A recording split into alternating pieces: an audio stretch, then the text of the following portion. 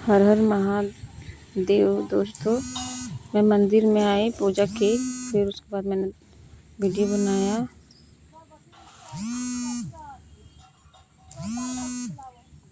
फिर मैं घर जाके शिव पुराण का पाठ करूँगी, फिर मैं आप लोगों को दिखाऊंगी। मैं घर आ गई हूँ। पहले से मैं घर में पूजा करके दीपक जला के सब गई थी मंदिर में।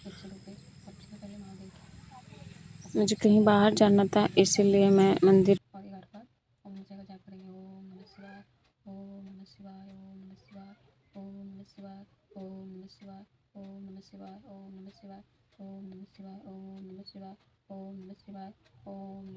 हर हर महादेव। मुझे को बोलो महादेव तुझे क्षमा करना।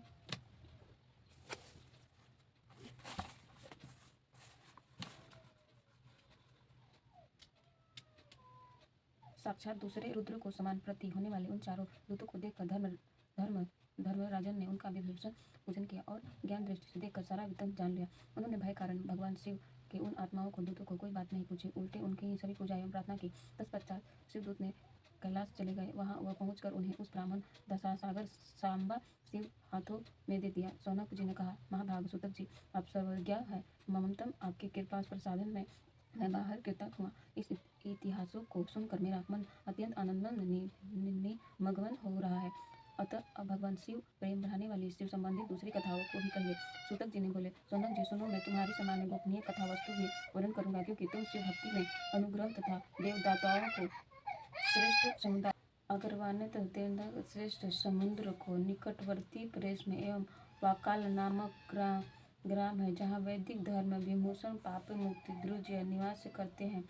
वे सभी सबके बड़े दुष्ट हैं। उनका मन दुष्टि विषय भोगों की लगा रहता है। वे न देवताओं ऊपर विश्वास करते हैं और न भाग्य पर। वे सभी कुटिल वृत्ता के किसानी करते हैं और भांति भौतिक के घातक अस्त्र शस्त्र रखते हैं। वे व्यभिचारी हैं और खल हैं।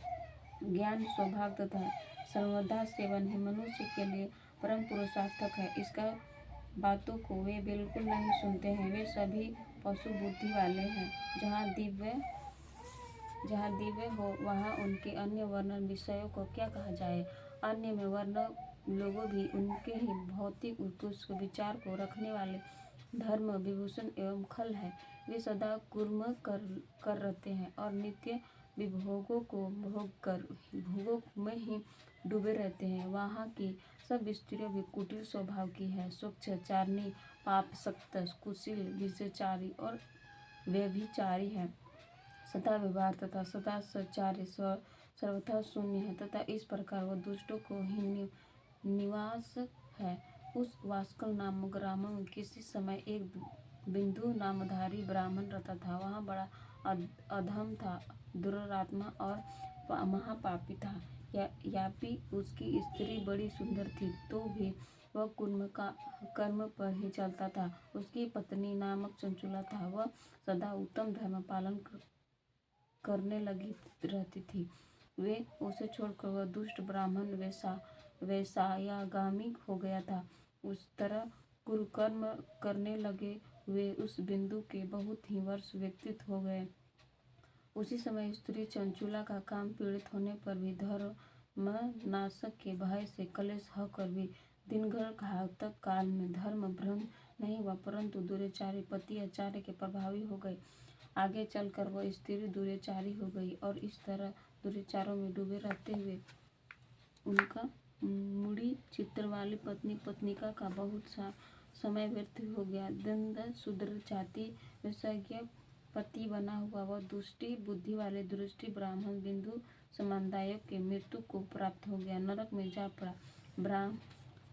बहुत ही दिनों तक नरक में डूबे भोग कर वह मृतक बुद्धि पापी बिंदु सब पर्वत पर भय के पश्चात हुआ और इधर उधर दुराचारी पत्नी बिंदु मर जाने पर भी मूढ़ हृदय चंचुला बहुत ही सामुदायिक पुत्र तथा अपने घर में ही रहती। एक दिन देवयोग से किसी भी पुण्य पर्क आने पर स्त्री भाई बंधुओं को साथ गोनकर्क क्षेत्र में गई। तीर्थयात्रियों को संग उनके भी उस समय जाकर किसी तीर्थ में चलने पर स्नान किया। फिर वह साधारण मेला देखने गए। दृष्टि बंधु जो को साथ यत्र तंत्र घूमने लगी। घूमते घूमते किसी देव मंदिर में गई और वहां उसने एक देवयज्ञ ब्राह्मण के मुख्य भगवान शिव जी की परम पवित्र एवं मंगलकारी उत्तम परोज्ञ कथा सुनी। कथावाचक ब्राह्मण कह रहे थे कि वह स्त्री परम पुरुष साथ व्यभिचार करती हैं, वे मरने के बाद वह यमलोक जाती हैं। तब यमराज दूत उनकी योनि तप में हुए लोहे में परिम डालते हैं। परागनीय ब्राह्मण मुखी वैराग बढ़ने वाली कथा सुनकर चंचुला भयभीत व्याकुल हो गई, वहां कांपने लगी। जब वह कथा समाप्त हुई और सुनने वह सब लोग वहां से बाहर चले गए, तब वह भयभीत नारी एकांत में शिव पुराण की कथा पढ़ने वाले उन ब्राह्मण को देवता को बोली। चंचुला कहा, ब्राह्मण, मैं अपने धर्म को नहीं जानती, इसलिए मेरे द्वारा बड़ा दुराचार हुआ। स्वामी मेरे ऊपर अनूप कृपा करी, आप मेरे उद्धार कीजिए। आज आपके वैराग्य रस में ओतप्रोत हो प्रवचनों को सुनकर मुझे बड़ा ही भय लगा।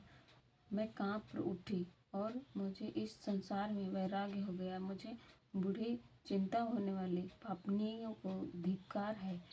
मैं सर्वथा निंदा का योग्य हूँ, कुत्सित विषयों में फंसी हुई हूँ और आप धर्म विषुम हो गए हैं। हाय, न जाने किस किस घोर कष्टदायक दुर्गति मुझे पड़ना पड़ेगा, और वह कौन सा बुद्धि पुरुष कुकर्म मन करने लगे मुझे पापनी को साथ देगा। मृत्यु कामलोक में उन भय यमदूतों को मैं कैसे दूंगी, जब वे बलपूर्वक मेरे गले फंदे डालकर मुझे बांध, तथा मैं कैसे धीर धारण कर सकूंगी। नरक में जब मेरे शरीर में टुकड़े टुकड़े किए जाएंगे, तो उस समय मुझे दुख देने वाले महासहायात्मक को मैं वहाँ कैसे सहूंगी। हाय, मैं मर गई, जल गई, मेरा हृदय विदीर्ण हो गया और मैं सब प्रकार से नष्ट हो गई, क्योंकि मैं हर तरह से पाप में डूब रही हूँ।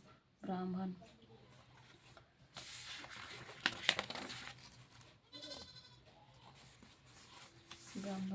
हे मेरे गुरु, आप ही माता और आप ही मेरे पिता हैं। आपकी शरण में आई हूँ, मुझे दीन बालका आप ही उद्धार कीजिए।